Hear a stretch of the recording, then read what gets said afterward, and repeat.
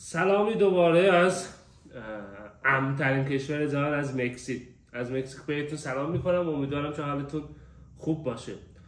آقا بعد از مدت‌ها من 2 مکمل خریدم. گفتم در مورد کیفیت قیمتاشون باهاتون در میان بذارم و یه ویدیو واسه یوتیوب درست کنم. این بار من از شرکت ماسل تک خریدم. یه دونه کراتین 600 گرمی خریدم به قیمت 600 پزو که به پول ایران میشه 1.5 میلیون. و یه پروتئین ماسل تک خریدم 4.5 کیلویی به قیمت 2700 پزو که میشه حدود 8.9 میلیون، در اون حدود میشه. من قبلا 1.5 کیلویی 2 کیلویی میخریدم، زود تموم میشه، یه ماه تموم میشه. این بار 4.5 کیلویی خریدم. من خیلی از محصولات شرکت ON استفاده میکردم. این بار گفتم از محصولات ماسل تک استفاده کنم ببینم با هم دیگه تفاوت دارن یا نه.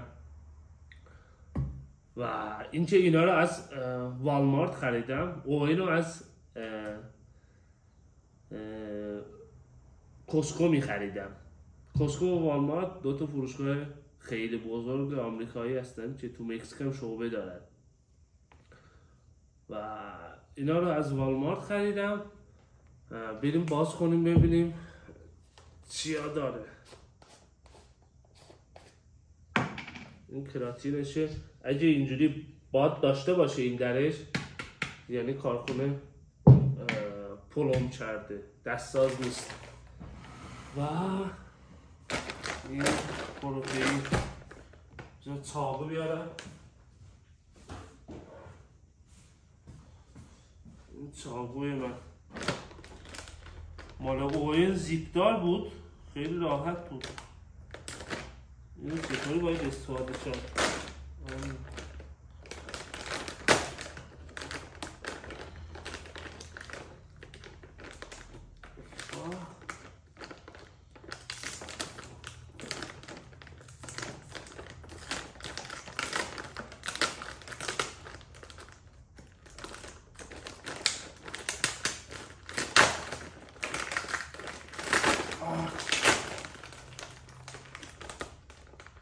این هم زیپ داره ولی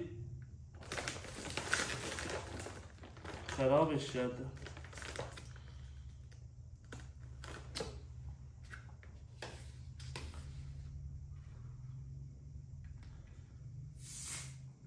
دیدیم بادش اومد بیرون.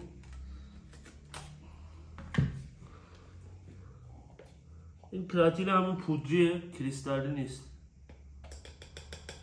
من خیلی وقت دنبال کراتین کریستالی و انسولین دار و اینجور چیز هستم ولی دیگه پیدا نمیشه. این از این تموم شد.